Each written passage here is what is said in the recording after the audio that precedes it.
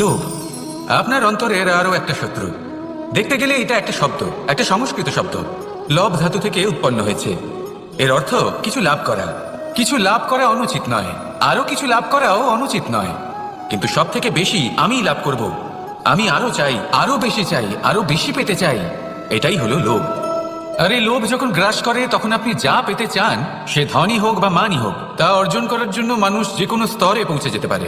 যদি মানুষ ধন অর্জন করতে চান তাহলে তার জন্য তারা অধর্মের পথেও চলতে পারেন। যদি সম্মান অর্জন করতে চান তাহলে অন্য মানুষকে ছোটও করতে পারেন। শেষ পর্যন্ত আপনার এটা মনে হতে পারে যে যদি একটু অল্পই প্রাপ্ত করতাম কিন্তু ভালোবেসে প্রাপ্ত করতাম, এই জীবন আরো অনেক বেশি সুখী হতো। লোভ আপনার জীবনে, আপনার মনে কখন যে প্রবেশ করবে সেটা আপনি জানতেও পারবেন না। তাই এটা চিনতে শিখুন আর তৎক্ষণাৎ জীবন থেকে বাইরে ফেলে দিন।